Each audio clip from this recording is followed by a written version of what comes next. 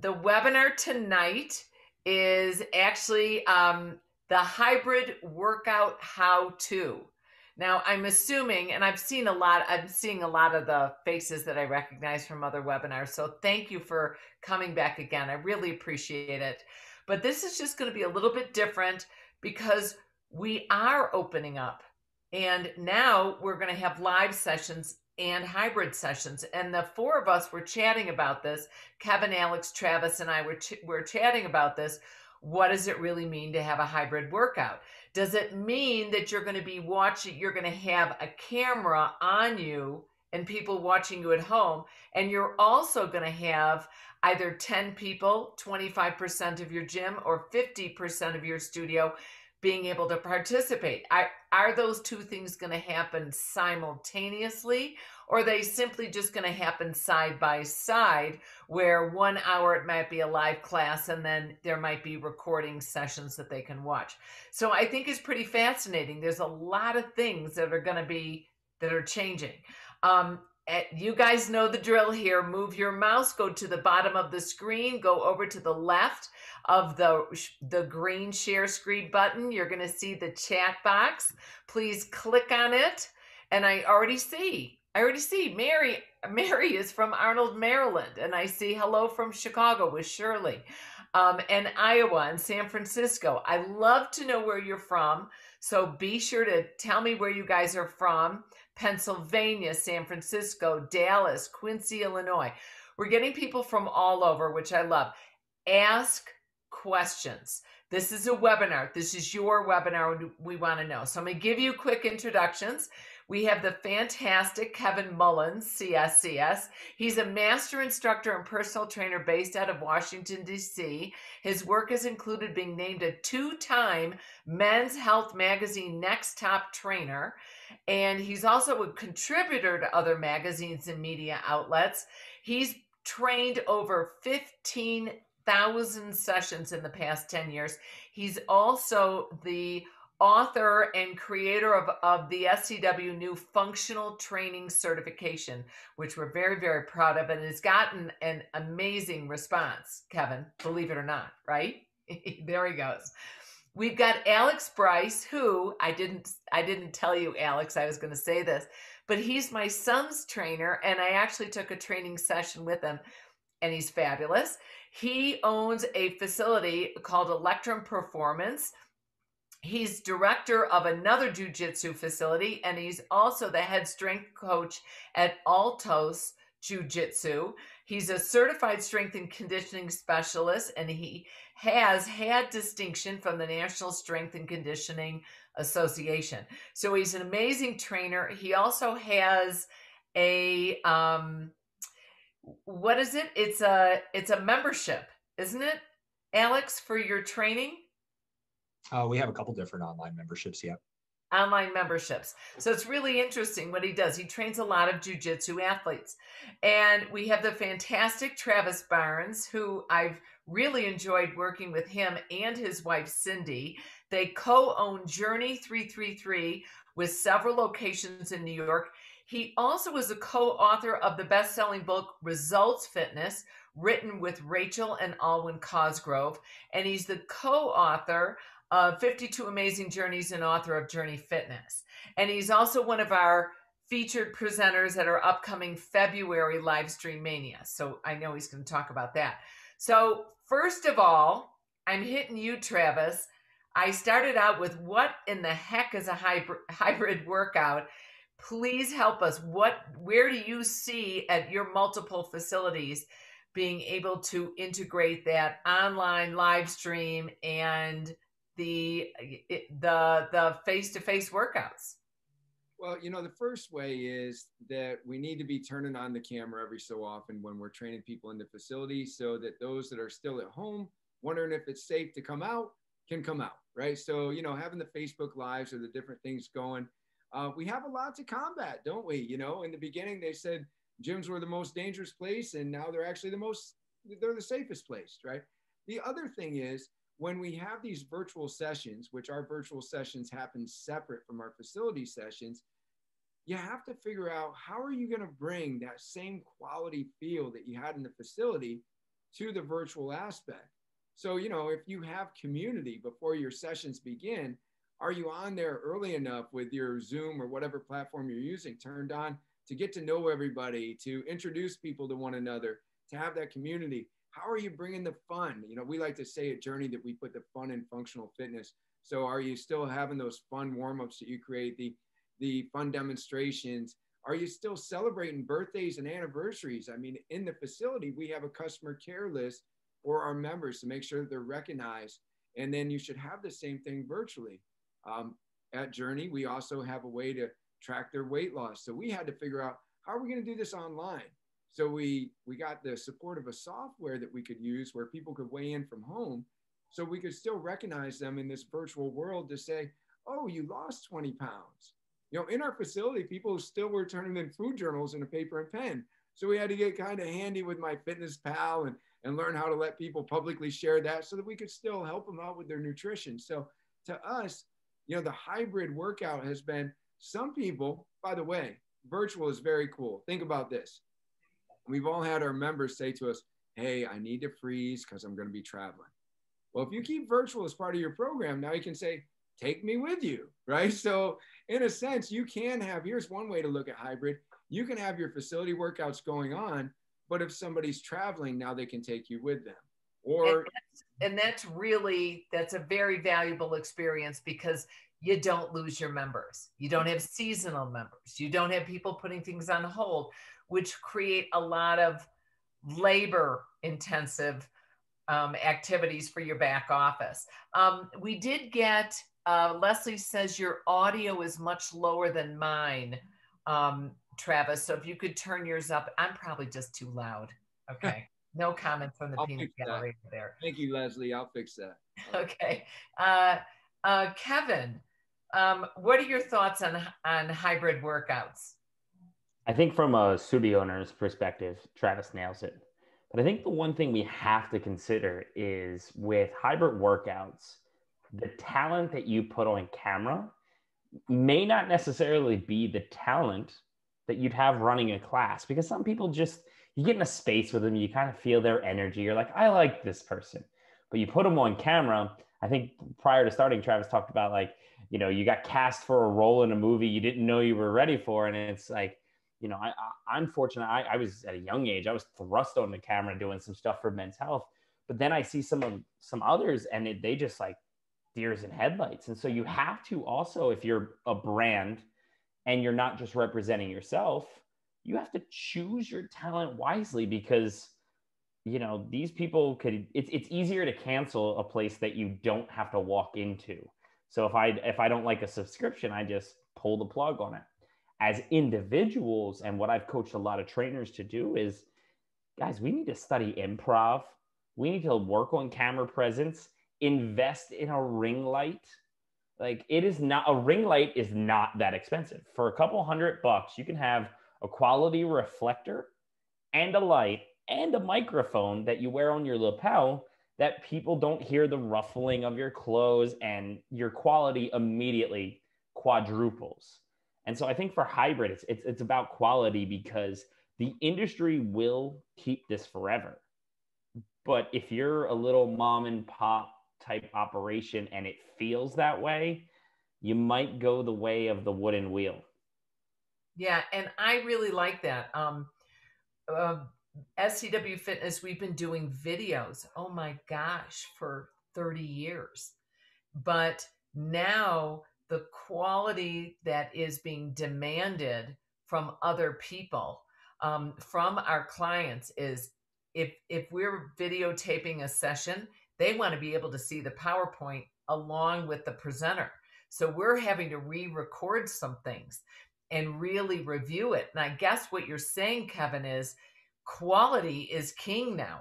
We've got to pay attention to what we're offering people. I think I'm going to ask Mike Lieber if he can put in the link to AV Now.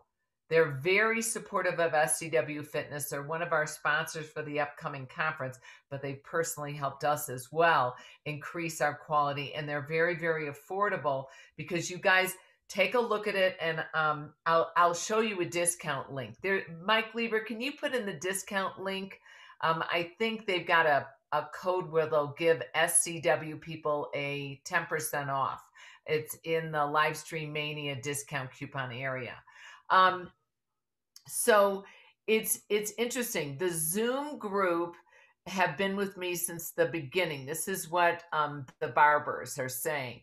And it's very important for people to get that quality, because the other word I heard that popped out, Kevin, from what you were saying was it's going to be here forever. Now, Alex, you started a whole program dealing with streaming and online. And how do you see the hybrid workouts surviving?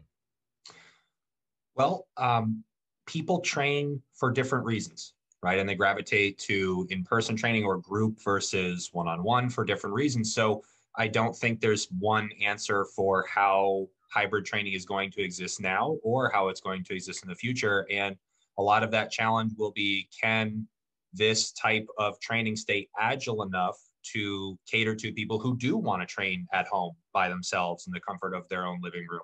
Do people want and crave that social aspect of group classes or boot camp style workouts?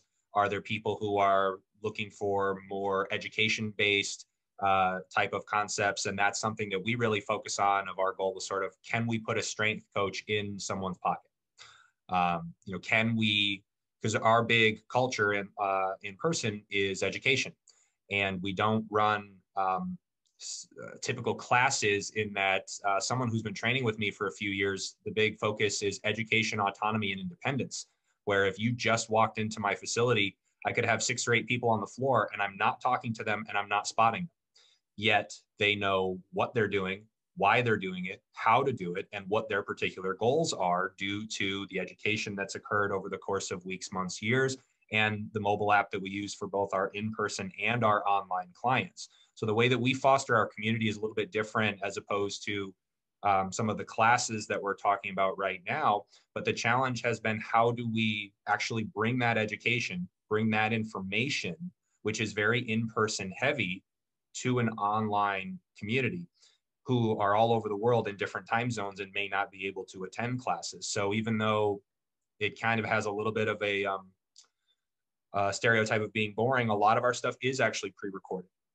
We have educational webinar sessions, pre-recorded concepts such as progressive overload or specificity versus transfer, or acute program variables that are available as pop-ups to all of our members that are helping them create flexibility and choice within their training of selecting things and sort of working backwards to what's going to work best for their bodies, their schedules, their goals. It takes a lot of work. But it's worth it to be able to reach that many more people and, help them work through a pandemic where they have very different needs and very different equipment, very different schedules. Well, that's interesting, because what I hear you talking about is when you're in a hybrid workout, when you've got like a captured market and you're staring at a camera rather than being able to interact with a person, being able to supply that little extra education actually draws them in a little bit tighter and a little bit closer, which is really good. And Travis, what I hear you saying is, let's really accentuate that community. Let's look at the birthdays, look at the anniversaries, try to replicate some of the things we've been able to have actually in our gyms. Now, if I have a killer streaming class, how can I adapt it for the gym? And Kevin, what would you say? Because you have an enormous facility. I mean, you've got hockey rinks, you've got football field. What else? What don't you have? A day off.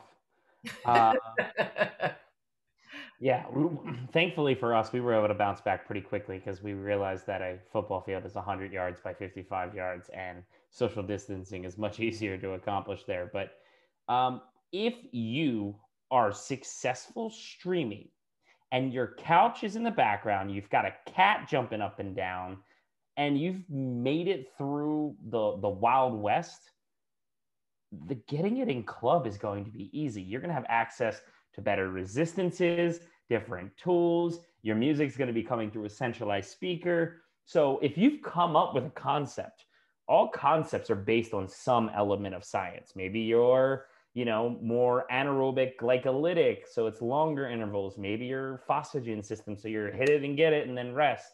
Whatever it is, maybe you've got more weight or less weight or posterior chain, anterior chain balancing.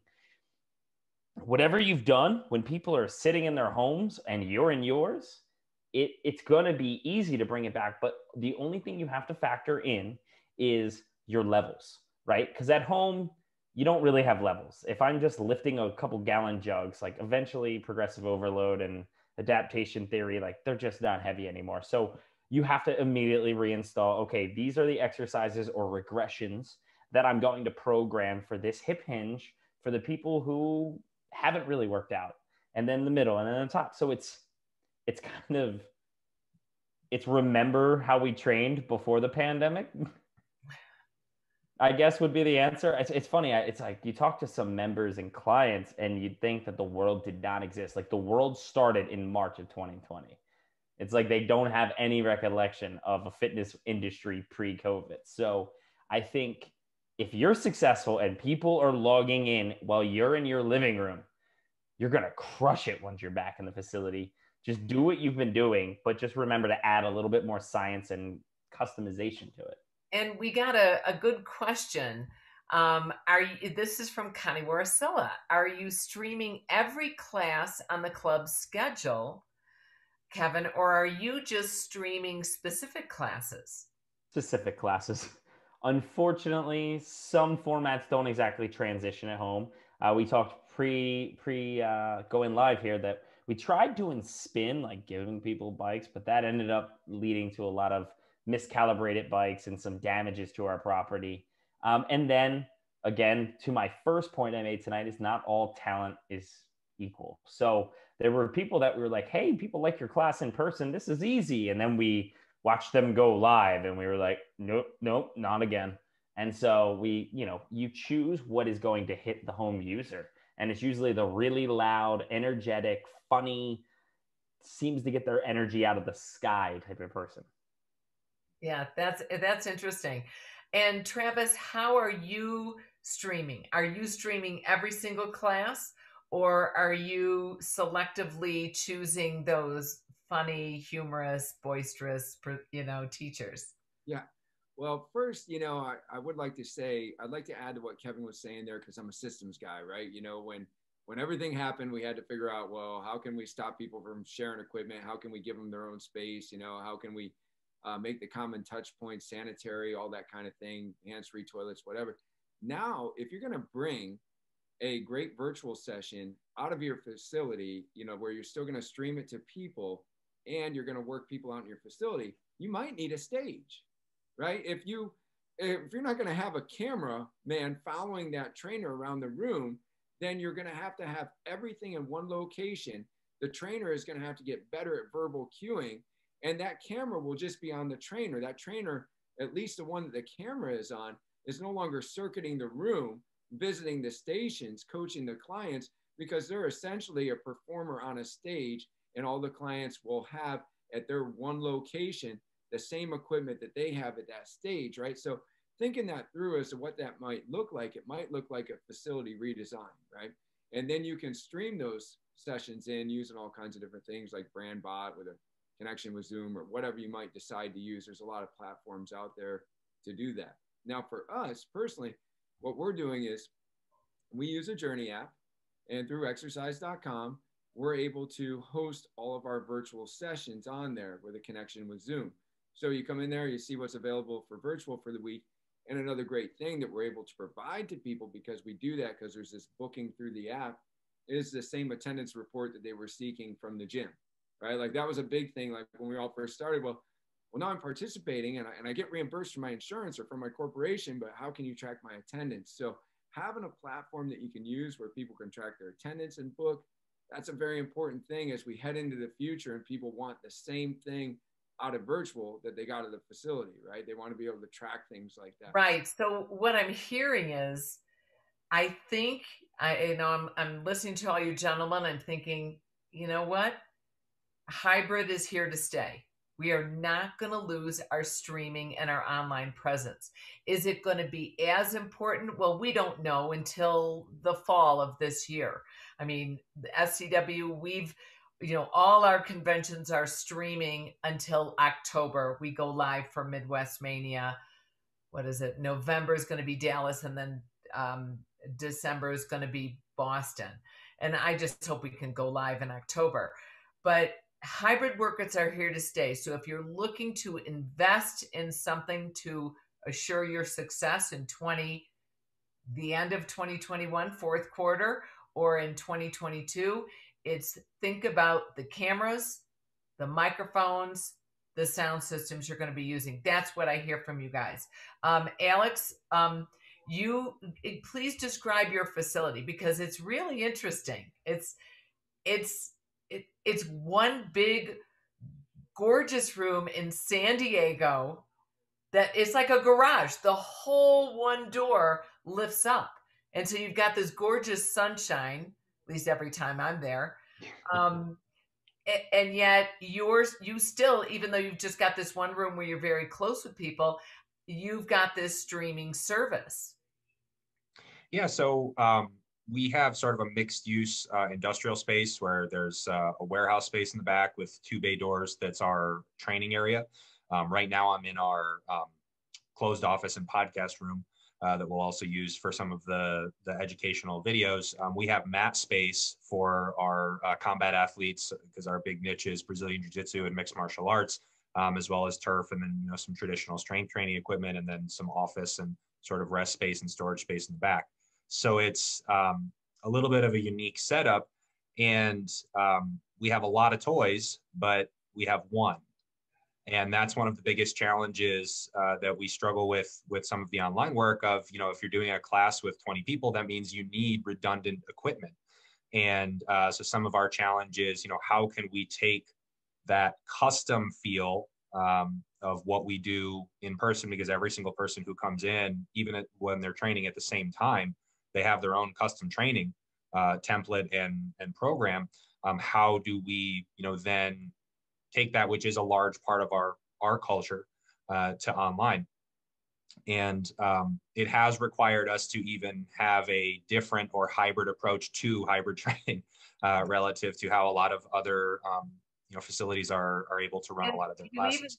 You even started selling products like the portable bands and tubes. Yeah, we have. Yeah. We have a specific at-home group where we don't necessarily stream the exact classes, but they have a group calendar of a day that they're expected to be able to get a particular training session done.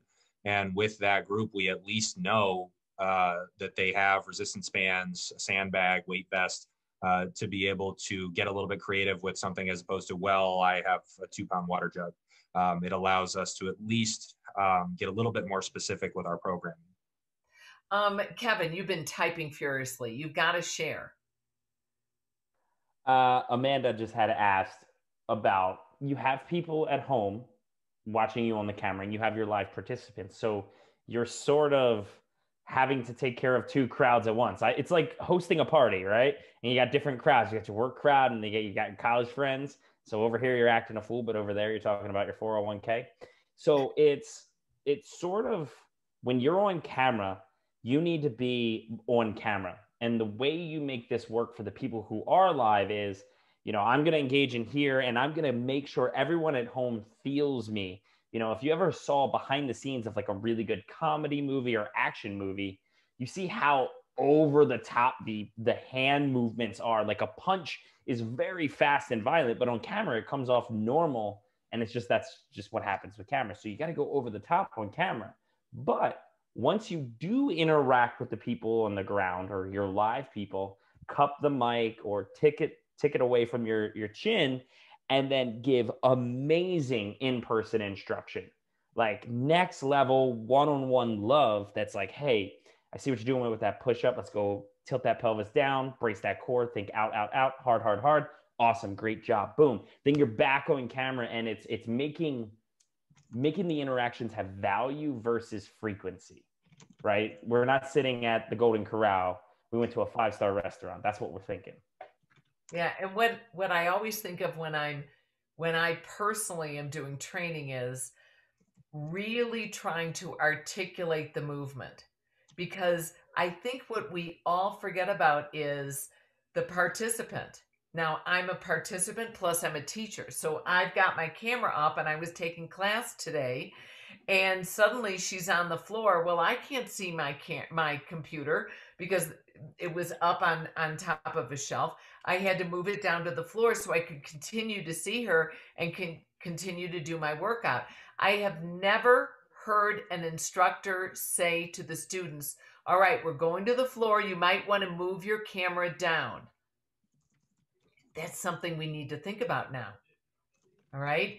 And over articulating the moves, we've talked about this multiple times in various webinars, always articulating the moves, exactly where the knee goes, where the foot goes, where I'm going to work, where I'm going to place my body, where my body weight goes, because I can't see them.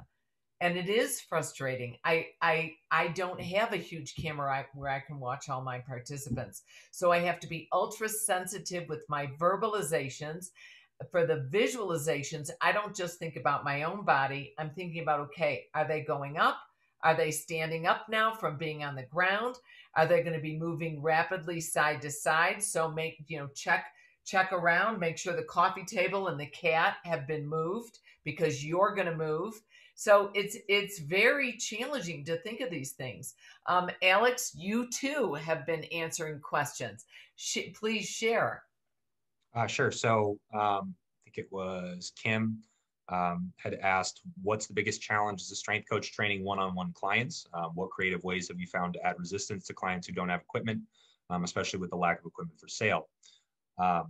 So I'll just sort of paraphrase my answer. I said you can get surprisingly creative with at-home loads. One of my favorites is to fill a backpack with heavy books or bags of rice or kitchen appliances that can get pretty load intensive pretty quickly. We also have some partner based programs where, and especially for jiu-jitsu with a lot of the drilling or techniques that they're doing, that works really, really well. We've even done like gi and belt specific workouts since that's something that you can use. And it's also really important to remember that progressive overload is really, I don't want to say misnamed, but it's a misnomer. What we should really say is progressive overstimulus, right? And at-home progressions, especially if we're looking at it within a window of, in a perfect world, only doing it for a few months at a time, those improvements don't have to come through increases in load. More volume, less rest, greater frequency, greater range of motion, more challenging exercise variations, change in tempo can all lead to progress. As long as you are challenging your body with a greater stimulus than you've exposed it to previously, then we're going to make progress. So as much as I would love to have a barbell in the hands of every one of my clients in every training session for hybrid workouts, for at-home workouts, that simply isn't feasible for many people. And that's okay. There are still a lot of ways that we can get creative and ways that we can develop energy systems and tissue structures without barbells. They're awesome, but they're not magic. They're just a means to an end. And Travis, we're going to look at now, is the hybrid model here to stay, or is it just a placeholder until we can open our gyms and everybody's vaccinated and you wear a mask on your way in, you wear a mask on your way out, and during the fitness program, hopefully we'll still be social distanced, but maybe at some point we'll be able to take this off. Yeah, I think that, well, first I want to say it depends on what kind of world that you want to live in, right? Because we now have a job as fitnesspreneurs, as fitness coaches, as people that are very invested in our community and a big part of the community at large, to try to get people to re-engage, because I don't want to live in the world where we only shop on Amazon and where we only, train virtually, right? So we do have to encourage people to come back. This has been out of the routine for a year. That being said, I think it was Alex, it could have been Kevin that said earlier, there will be different customer types. I personally have a client that has been vaccinated, did both shots. She's an older lady. And she told me the other day, I kind of like just rolling out of bed, leaving my tile off and training. She's training where you can't even see her or cue her, but she likes the virtual session. So that's a shame, actually, in my opinion. I mean, we still make money for that. but she used to have community with like 4 or 5 other ladies. And so what she's also saying is I kind of like the isolation of being at home. So right now, what we're doing at our business is we are doing Operation Save Local. Our community that's back in our facility, we're visiting restaurants together, and we're doing things to just try to re-engage our community. So in a way, I hope that it is a placeholder. But at the same token, I am prepared because we never saw a pandemic like this before in my lifetime, and they're talking about different mutations and things like that. So we do have to stay prepared, and we have to stay prepared for especially our older folks that might be suffering from a bit of fear paralysis, right? You know, I mean, like there's been a fear pandemic and then there's been a COVID pandemic, and I'm not sure how long this fear one will last. You know, there's a vaccination for the other, but there's people that are even afraid, you know, vaccinated around people who have been vaccinated. So, you know, what do we do about that? You know, I think that there's a big responsibility on us right now to try to put the community back in community. Well, and I think that that's really interesting, Travis, that you bring that up, because I'm using my own personal experience. I teach at the YMCA in Evanston, Illinois, in the suburbs of Chicago. It's a very integrated Y. A great variety of individuals are members. My kids went to preschool there, and I adore teaching there. But they did something that was wonderful, and I want to share this with everybody because I encourage you to do this. They had a physician come on and talk to the entire staff at the YMCA, and they opened it up to the members. And they had it as a free webinar to learn about about getting vaccinated. And I thought that was a very interesting way to pull everybody back into a community feel, like you're talking about, Travis, because I'm going to tell you, they're going to have church, they're going to have bars, and they're going to have the gym. And these are the 3 places besides Bumble or whatever website you got to communicate and connect with people. But these are the 3 places they're going to meet folks. Oh, shut up, Kevin. Don't laugh at me. All right. Maybe there's 5. Yeah, I am married. Yes. Okay. But I think that that's interesting that we have to think about building the community and what is going to happen next. And we can be the resource about that vaccine. We can also have resources about the psychological reopening of facilities, because it is going to take a different mindset. I mean, after 9/11 in 2001, we thought, oh, TSA is gone, right? We're never going to have to walk through a TSA and they're going to check my shoes and look for liquids because it's over. It's 2002. It's over now. No, it's here to stay. So masks are here to stay in one form or another, probably during public transportation, because who knows what mutations out there, and how are we going to adapt? I did, yes, a shout out to my peeps at the Y, but there was a great question also, and I think Alex, you can respond to this.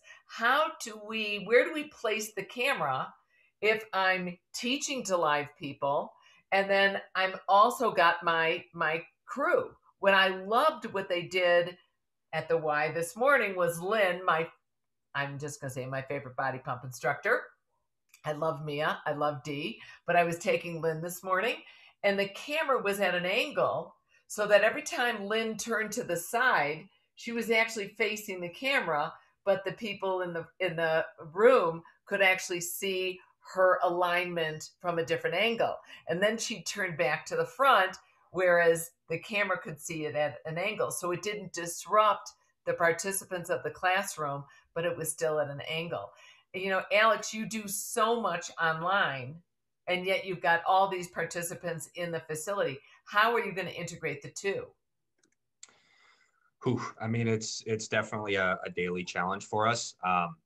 We actually, because of the focus that we've had even pre-pandemic for online and social media content, we tend to actually not use a stationary laptop. As much as that's a great option and something that, we're even doing right now, we have a couple different mobile attachments for smartphones, where when we really need to do something that's capturing more than just a talking head, we'll tend to have a dedicated cameraman so that we're able to actually provide more than a single view. It's not perfect, and it's something that we're still continuing to pilot and play around with. But we do have some professional videography equipment, and it makes a big difference. Oh, that's great. That's a great idea. And Kevin, what are your thoughts about hybrid being a placeholder until we can finally get people back in the gym? I mean, you've got how many members are at your facility that you have to contend with? Pre-COVID, 13,000. Post-COVID, 4,000. The DC area has had an exodus too. You know, there was a whole situation a month ago where I think a lot of people were like, "Screw it, I'm leaving DC." But anyway, it's a placeholder, yeah. And I would say like hybrid is just beginning because gyms are reopening, and now you're seeing, okay, it's not just live streams. Now we have some people in the place and some at home. I think hybrid will stay forever because of the travel component, because of I just don't feel like being around people. So I think what you'll see is more and more facilities having some sort of from the ceiling camera setup that allows them to turn it on for their best classes, special microphones that will only be used for those classes that allow them to broadcast locally and through the stream. I know that's what a certain brand does. I will leave it at that.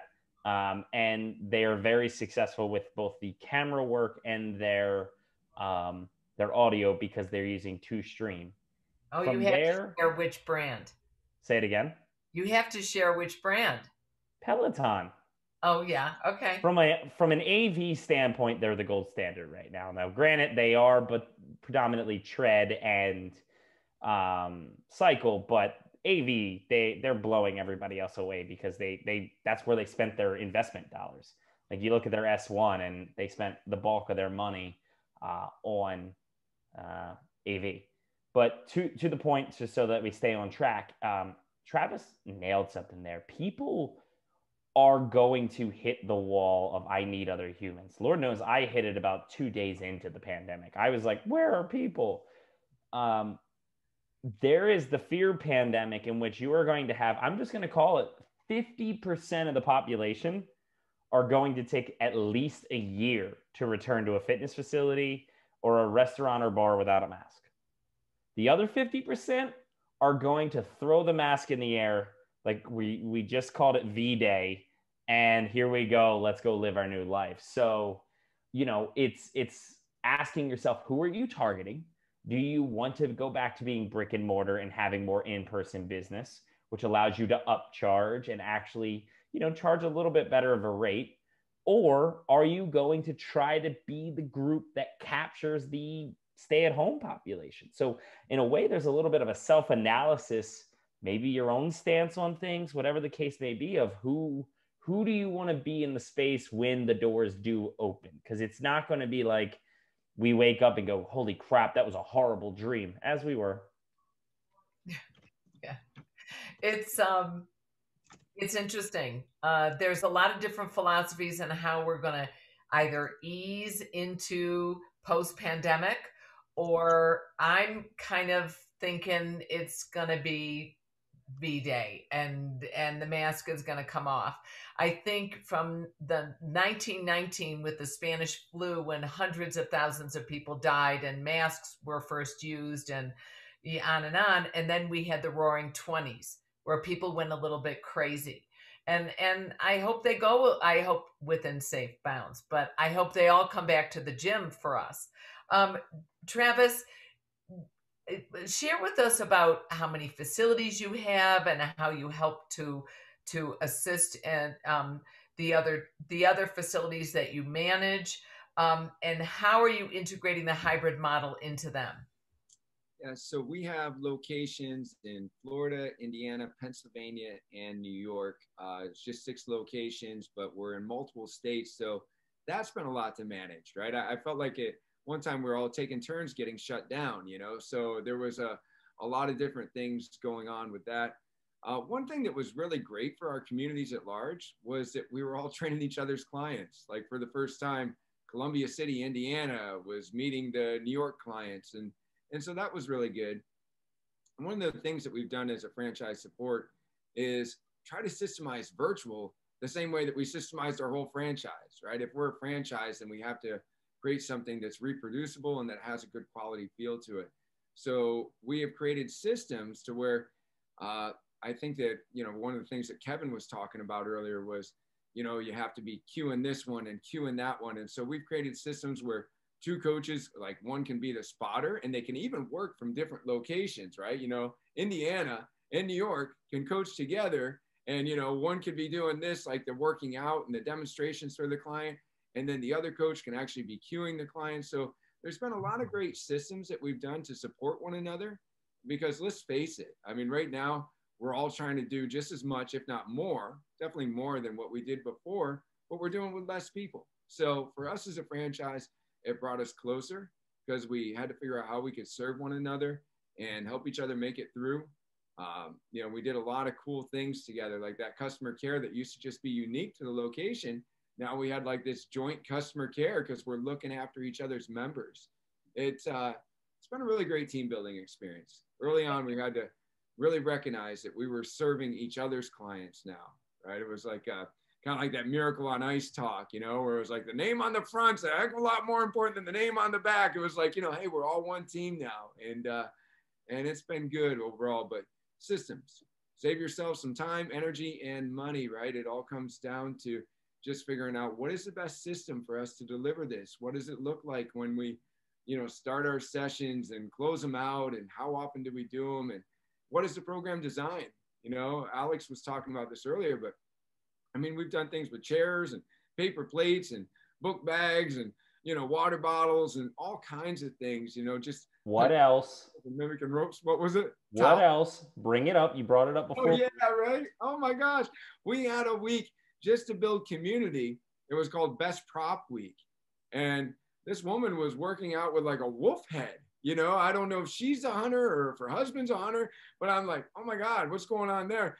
And when we tell some clients to grab their water bottles, they're grabbing wine bottles. And I mean, it's a whole new element of fun, right? And that's how there was ways that we had community in our facility and that we had fun.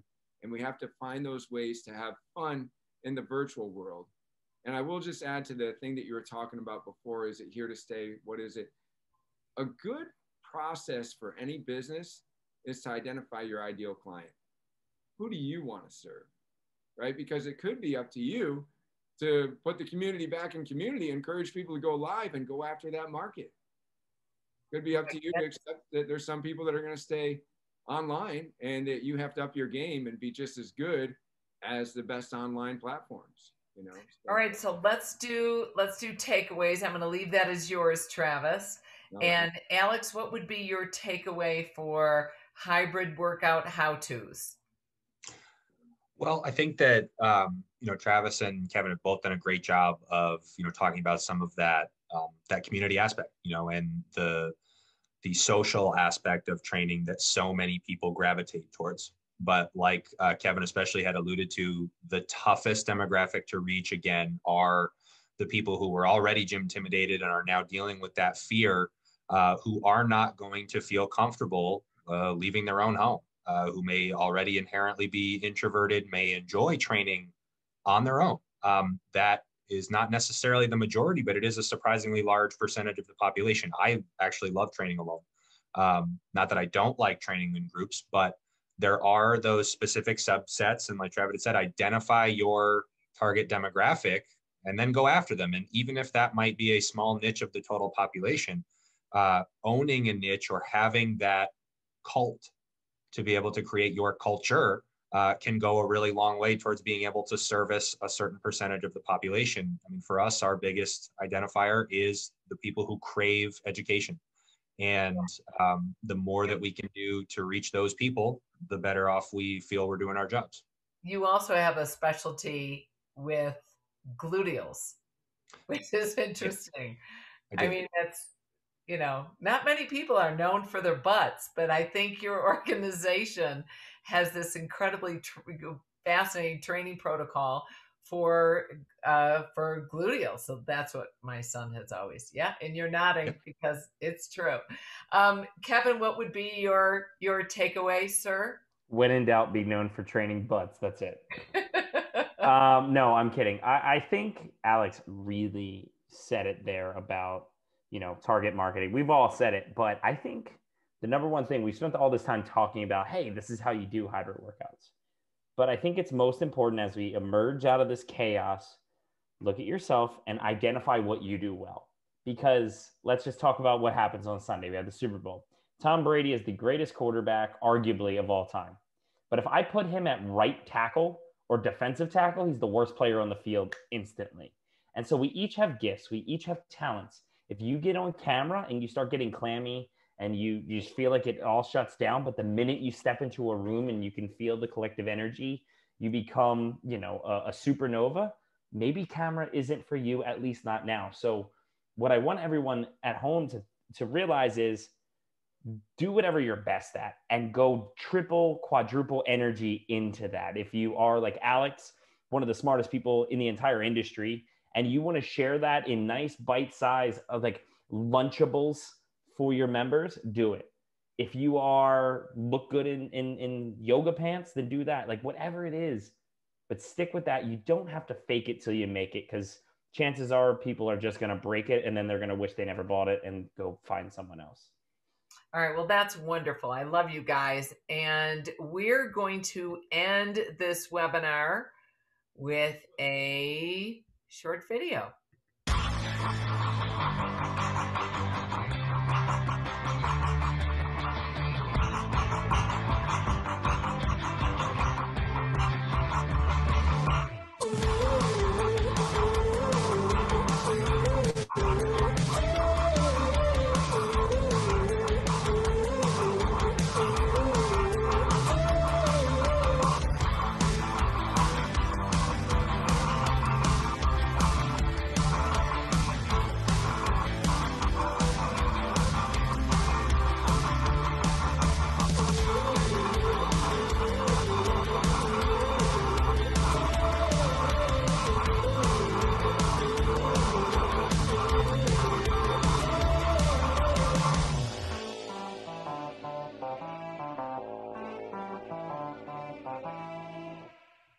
That is wonderful. That Mike Lieber, our fantastic cinematographer, also is running this webinar behind the scenes for us. Thank you for doing that. I want to thank you, Travis, Alex, and Kevin. They're all presenters at our conference. They donate their time to do these 45-minute webinars. We really appreciate it. Thank you all for joining us tonight, and we will have this recording, and we'll put some of the links in of the things that they mentioned in the email you'll get tomorrow afternoon. So take care. Have a wonderful weekend. And, oh, Stacy, if your daughter wants to take my class, yes, at the Evanston Y, Mondays and Fridays at 9:45 Central Time. Goodbye, everybody. Take care.